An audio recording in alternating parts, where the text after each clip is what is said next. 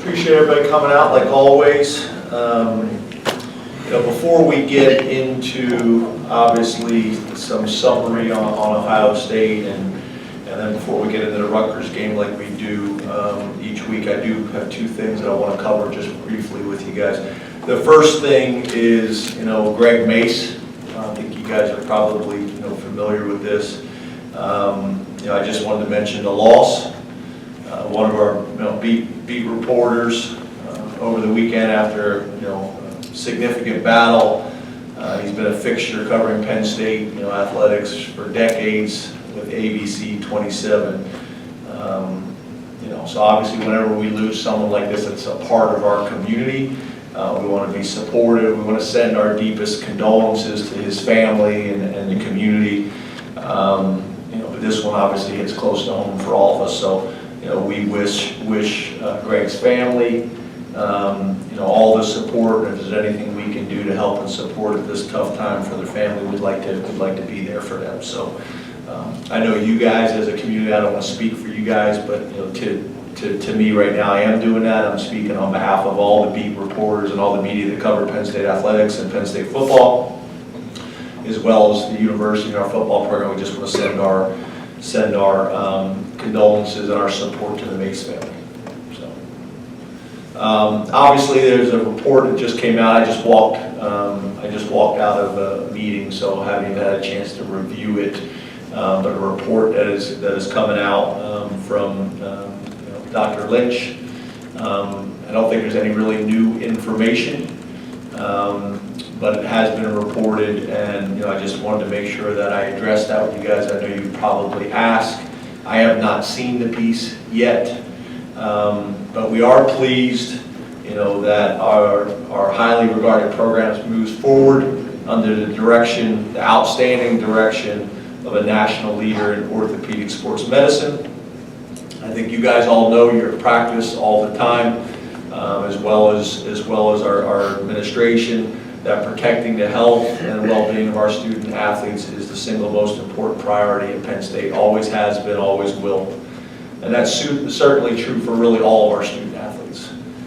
Nothing is more important than the health of our players and ensuring that they get the right medical treatment.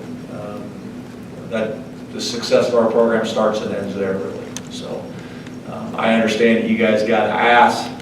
I wanted to make sure that I addressed it, and then got into our normal procedures that we do. So sorry that we're having to talk about this and cover this, but I did want to address both points before I moved on. Okay, and as you guys know, I know someone's going to ask. But that is our statement. I think the university has put out a statement, and that is my statement, and we're not gonna probably go any further than that. So, okay. All right. Ohio State, kind of reviewing players of the week. On offense, our winners are quarterback is Taquan Roberson and Blake Zaylor. Both are doing a really good job for us. On defense, it's Daquan Hardy and Nicholas Tarburton. And then on special teams, Daquan Hardy won that as well. So I want to give those guys some love. They're doing a really good job for us. Usually there's a pretty good correlation between guys that continue to show up on a scout team against our best players week in and week out, guys that are playing on Saturdays, and that translating and showing up in their careers. One of the things, as Michael Hazel and our guys are putting this stuff together for me each week that we kind of look at, that we study, is if you look at a bunch of different strength of schedule rankings, I always think it's interesting to look at this stuff. Cody Kellner, his service has got us ranked number 3, toughest strength of schedule in the country. Coaches by the Numbers has us 10th, and team rankings has got us number 1. So 3, 10, and 1 in terms of strength of schedule. And then if you talk about strength of record rankings, Coaches by the Numbers has us ranked at number 7. So, obviously that's great for our athletic department. That's great for our football program. That's great for our university. That's great for our fans. that we continue to play one of the strongest schedules in the United States. I think the Big Ten, and specifically the Big Ten West, obviously plays a big part in that as well. So that's a positive.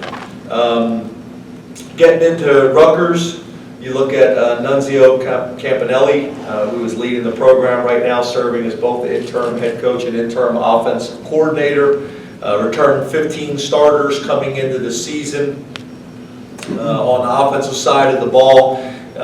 I've known Coach Campanelli for a long time. I was a head high school coach at Bergen Catholic, did a phenomenal job, is really doing a phenomenal job right now at Rutgers under some tough situations, obviously. But obviously being a guy from the state, takes a lot of pride in the state university, and being a high school coach is doing a great job. I look forward to seeing him before the game. Scheme, they're predominantly 11 and 12 personnel, use multiple personnel groups and formations out of those things. 72% run on normal downs. They're a power read team, a zone read team, and they also run the stretch. Guys that we're impressed with on the offensive line, Kamal Seymour, offensive lineman, number 54, young man out of Brooklyn, New York, that we recruited. I guess 5 years ago, I remember sitting in a White Castle, I think, in Bronx with Coach Spencer trying to recruit Kamal. He's done a really nice job. I'm very happy for him. Their quarterback, number 17, Johnny Langan. The running back, really jumps out off the tape. He has done that the last couple of years. Number 1, Isaiah Pacheco, really runs hard, is fast, is explosive. And then Bo Melton, a young man that we recruited as well from New Jersey. He's doing a nice job for them. His father played at Rutgers as well.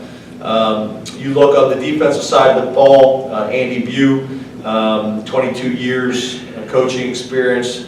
Now at Rutgers, was at Maryland before that with Coach Bowen. They're a base 4-down defense. They will mix in some 3-down front and the old bear front as well. They're going to play a combination of quarters coverage, what we call cover 4, cover 1 as well. Guys that we've been impressed with is number 22, their defensive back, Damon Hayes, young man out of Upper Marlboro, Maryland. D lineman number 96, Willington Pavilion, if I'm saying his name correct, I hope so. Big young man, 6'5", 295 pounds, out of Orange, New Jersey. And then a linebacker that we recruited as well out of Baltimore, Tyshawn Fogg, number 8, is doing a really good job for him. If you look at special teams, Vince Okrew's been in this league and doing it for a long time. He's 42nd year coaching veteran. Has been at Rutgers now for a number of years. Was at Ohio State before that. A guy that we're very familiar with and got a lot of respect for. Their punter, is probably having as productive of a year as anybody on their team. Is averaging almost 44 yards a punt, and is a Ray Guy finalist. I think the thing that really jumps out, maybe not his national rank in terms of yards, but how many times he's pinning people deep inside his own 10-yard line. Also, defensive back, number 29, Lawrence Stevens, shows up for them on special teams, doing a great job. And then wide receiver, number 13, Prince Taylor as well. So that's kind of where we are. I wanted to make sure I covered those things with you. The weather is beautiful today. I hear it's going to be very similar on Saturday. Maybe not so much. But again, like always, it's been a long season. I appreciate you guys coming out and covering Penn State the way you do. And we open up to questions. Start with Rich Scarcella, Running Eagle. Good afternoon, James. How are you? Good. I'm looking to my right, and Mark Brennan is not. Oh, there you are. Yeah. Okay. It just confused me. You're always standing right there with shorts with tremendous calves. Sorry. Go ahead. How are you? Good. How are you? I'm good, thanks. Your calves are okay too. What role have your fifth-year seniors played in molding the culture and creating the bond within your locker room, and what will you remember most about them? Yeah, it's really kind of amazing when you think about 5 years and the impact that guys can have, and those guys specifically on a team, on a locker room, on a coaching staff, and really on a community. as you guys know, 5 years ago where the program was compared to where it is now, is dramatically different.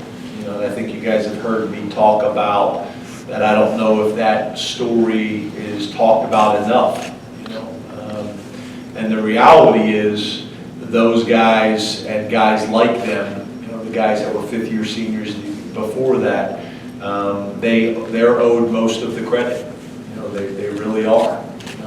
They committed to Penn State at a time that maybe it wasn't as easy as of a decision to commit to Penn State. They've battled through adversity. They've been phenomenal. So it's really hard to kind of sit here and put into words what they have meant to this program, what they have meant to me personally. I think for Thanksgiving, as you guys know, we try to do a great job with Thanksgiving and make sure everybody's supported and loved. And I think I got 26 players and families coming to my house on Thursday. And I'd love for all of them to be there because, I only got so much time left with them. So it's really hard to express what those guys have meant to our program, to our university, to our community. Derek LeVar, School Square Times leader. Hi, James. How are you? Good, Derek. How are you? I'm doing well, man. James, what can you tell us about Sean Flicker's availability for Saturday? And then how do you manage reps in practice when you have a quarterback banged up? I mean, you try and get more first-team snaps for Wells than usual this week, or how do you find that balance? Yeah, I know you guys hate to hear this, but it'll be a game time decision. It's really probably magnified this week, but it's been a little bit like this for the last 3-4 weeks with him. I really could see a situation where Will plays this week. Now, how much he plays, I'm not sure, but I could see us, playing Will this week, and Will's going to have to get, a little bit more reps in practice just because, Sean's not ready to take the normal amount of reps that he normally would. So that also changes it for Michael and Taquan as well. So, but it'll be a kind of we'll follow medical recommendations like we always do on what they're able to do today and what he's able to do tomorrow, and then between what the doctors and trainers and what Sean says, we'll factor into it. I will tell you, Sean's not the easiest guy, just like Trace wasn't, to pull off the field. They're competitors, but at the end of the day, those will be medical decisions. Mark Wogan, Rochelle, Tom Morning Call. Hi, James. How are you? Good, Mark. How are you? Good, thanks. Earlier today, Blake Gilligan on his conference call said he thought you were outside of the football building. He thought you were underappreciated. Do you feel that way? Do you feel outside of your building that maybe you're underappreciated? Who, you talking about Penn State? Yeah. You talking about Penn State being underappreciated? Is that what you're talking about? No, you specifically as a head coach. Oh, me? Yeah. My wife thinks so. But about that's the only person I really hear from is my wife, and the coaches and the staff, and my daughters come to practice a lot. I will tell you this, I think being a football coach and being in the building, it's like being in a submarine. And I think there's positives to that because you get insulated from a lot of things. The social media and the phones and stuff like that change that and kind of bring that world within the submarine, but only if you choose to. You don't have to look at your phone. The players is really my concern. They have to be out on campus and walking around on campus, and my daughters have to go to school and all those types of things. So my concern is always for others. That's kind of how I'm wired. How Blake feels and how other people feel, I'm not sure. I'm getting to a point where I'm getting older where I'm not one of these guys that can tell you that I don't care what other people think. I do. I I care deeply what other people think. But I am probably getting to a point where I'm pretty confident. If you look at what we've done since we've been here, there's a lot to be proud of, and everybody should feel that way. The trainers, the doctors, the players, the coaches, the media that covers Penn State football, the fans, the people in the community, the season ticket holders, the students. They should always feel really proud because everybody had a part in it. But I'm pretty confident. I'm pretty confident in what we've been able to do in helping guys reach their dreams, academically, athletically, socially. Our record stacks up pretty good against pretty much anybody. So, we're in a good place. I'm in a good place. I want to get better. We want to get better. I appreciate that I got a fifth-year punter sticking up for the head coach, but we're in a pretty good place. And the people that matter most, Fumi, Addy, and Shola, and the guys in the locker room, they're the guys that I'm most concerned about. Frank Bodani, your daily record. Hi, James. Hey, Frank. Enjoy your Thanksgiving. Thank you. You too, Frank. Are you a turkey or a ham guy? You asked me this once before. Did I? I think it's because you led at the Thanksgiving. You must have done that before. I did. What is it again? Remind me. Turkey. Sandy was telling me today that someone in the athletic department, I think it's Charmel, is getting a turducken, which I'm not familiar with, a boneless chicken inside a boneless turkey duck inside a turkey, which is what she's having. I hadn't heard of that before. I'm a turkey and mashed potatoes and stuffing and collard greens and macaroni and cheese and black-eyed peas and then sweet potato pie. And it is very different. Don't tell me it's the same as pumpkin pie. It's not. It's very different. Definitely not. Have you had sweet potato pie? I'm sorry? Have you had sweet potato pie before? Oh, it's my favorite. My wife makes it. Awesome. Awesome. Good thing. So, with your team, what do you think would be one area that you might be, you think has made the most improvement, most growth since the beginning of the season? Maybe something in particular. Yeah, that's a good question. I guess you'd have to say, it's hard for me to do this because I'm always looking at things critically. Staff gets on me that I need to focus on the positives more. And I see myself as a positive guy, but I'm also a critical guy in terms of I'm always on to the next task. But I'd probably say, at the quarterback position in Sean, I just think coming into the season, no one knew what to expect. So that would probably be the thing that jumps out to me. And then obviously, Levis being able to come in and do some good things under a tough situation. So I'd probably say that position in some ways, although I know we need to get better, or we need to spread the ball around more and increase our completion percentage and all those types of things. But I would probably say that. Joe Giuliano, Philadelphia Inquirer. Hi James, how are you? Good, Joe. How are you? Good, thanks. By the way, the first time I heard the word turducken was John Matt saying they were going to have a turducken after one of their telecasts on Thanksgiving. So Is that right? I thought it was a joke, but it wasn't. I love that. Anyway, I wanted to ask a specific question about two of your fifth-year seniors. Nick Bowers played, I think, 12 games in his 4 years prior to this year. Will be playing in his 12th game Saturday. And the other is Steven Gonzalez, who went from a third-string left guard to a guy who's made like 41 career starts. What have you seen in the development of both of those young men? I think they're two really good examples. I mean, Bowers is a young man that we're really excited about as a freshman and doing some great things, and he gets an injury and he second guesses things and he has doubt. and concern, and his family does, and we talk, and we communicate, and we battle, and we support, and we love, and all those types of things.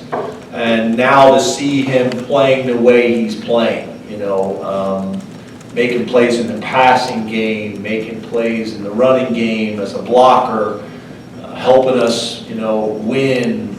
A huge smile on his face, family, huge smiles on their faces. I'm a big believer in overcoming adversity and what it can do for you as a football player, but more importantly, what it does for you in life. And I think he's a really good example of that. The answer is not to leave when times get tough. And the answer is to buckle down and get to work and communicate and have tough conversations and work through it. And that's what Nick did. That's what Nick did. That's what Nick's mom did. That's what Nick's dad did. His uncles who come to practice, his grandma, all of them. And Nick did the work. And you talk about a guy that technically couldn't play for 2 whole years. So to see this thing end the way it is for him is awesome. He's still got a lot of football left to be played, but I couldn't be more proud of him. Kid from Nittany, Pennsylvania. I remember the home visit.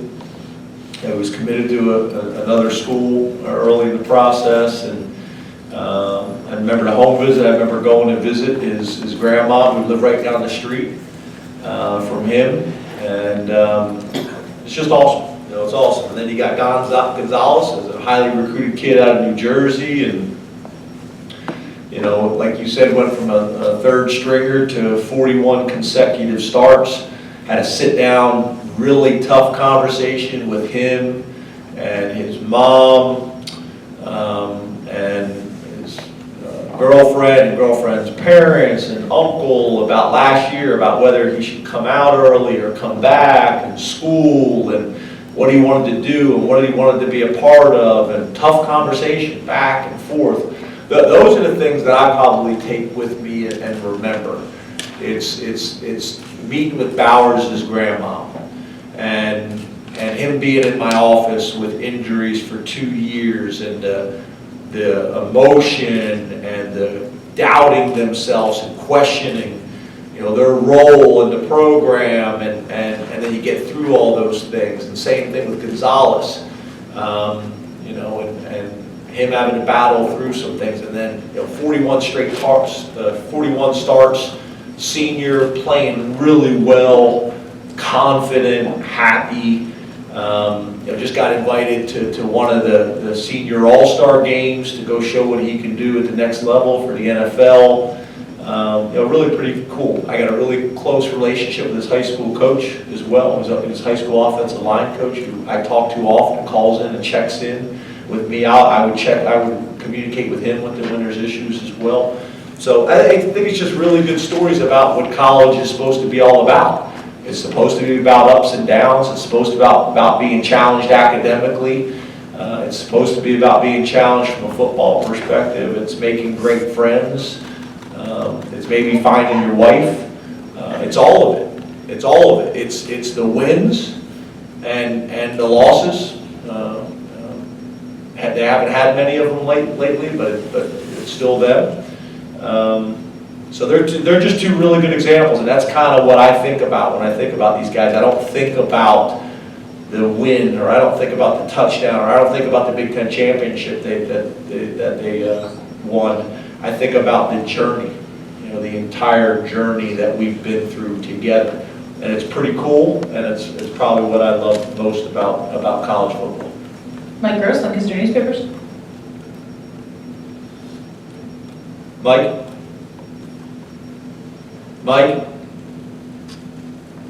Mike Gross, Lancaster Papers. Last call for Mike. All right, Corey Geiger, Altoona Mirror. Hey, James, how are you? Hey, Corey. James, you did good things battling back against Ohio State, but you also lost the biggest game of the year and had some areas where you struggled. So first, do you believe in moral victory? And second, how do you balance with the team the good of the comeback versus some of the struggles in getting down 21-0? Yeah, I think the first thing is no, there are no moral victories. I mean, we've played that team as well or as good as anybody in the country, but not well enough. And there are no moral victories. There's positives, which I showed the team on Sunday. There's positives to be seen. There always is. Each week we do that on Sundays. We show clips of championship habits, of plays that when we're all working together and focused and executing who and what we can be, and we show them. What was the second part of your question? Just how to balance the good finish with some of the struggles at the beginning. Yeah, and again, I think it's what we do every week. We in front of the whole team, I single out, first verbally the things we did well, and then the things that we need to improve on, kind of big picture perspective. Then I showed usually, somewhere around 12 plays of championship habits that were shown on film that we should all really be proud of. And then we break up and we watch the tape by position and critique it and go through it. And this is what you did really well, and this is what you didn't do well, and this is why. Either we didn't follow the scheme or we didn't use the right fundamentals or techniques. But there's also plays where you do pretty much everything right, and the guy makes a play. You can live with that. They got a good team. They're on scholarship and things like that. So we just kind of go through it, and we're very critical and of ourselves, and try not to be defensive as coaches and as players. And you go through and you try to find ways that you can get those things corrected and learn from them and move forward. I do believe I talked to a lot of people within the industry. When you talk about comparing rosters, when you talk about programs, when you talk about things about closing the gap on people, I think we're doing that. It may not be as fast as people would like, or as everyone would like, or I would like, or our players and coaches would like, but we are doing it. I think we need to have a little bit more of a sense of urgency in some areas. I need to do a better job in some areas. But that's how we approach it. We make the corrections, we show the positives, and then I think the other thing it does is it creates dialogue. I know it creates dialogue for you guys, but it also creates dialogue for us. We sit in there as a coaching staff after we go through it like we do every single week. We say, what do we need to do to take the next step? Where can we get better? How can we get better? Why can we get better? It creates really good conversations with me and my coaching staff, with me and the strength staff, with me and the training staff, and the doctors and the academic people, and try to get better in every single area. It creates really good dialogue for me and Sandy and Scott, President Barron. Creates really good dialogue with the board. It creates really good dialogue kind of across the board if you're not satisfied with who you are and what you are and where you want to be. And we do a lot of that. So we'll continue to do a lot of that. We'll continue to work extremely hard to make everybody proud. And I know there's still work to be done. We'll open up to questions here in the room. Raise your hand, open the mic to you. Hey James, how are you today? Good, how are you? I'm doing great. I'd like you there. Yeah, don't do that. Well, I'm a man of routine, but you guys are a man of routine. Absolutely. Men and women of routine. You sit in basically the same seats each week. So I have a photo of me standing next to Jordan Hill, who has real calves, so it's, I'm be impressed by that. yeah. Hey, You didn't play in the NFL. no, absolutely not. Not even close. I watched the NFL. How big was that game for Will Levis against Ohio State, coming in and doing what he did? I know it wasn't perfect, but it's one thing to think the guy's going to be ready to do it, for him to go and to produce. I sent him a text. I think it was remarkable. You go in on the road against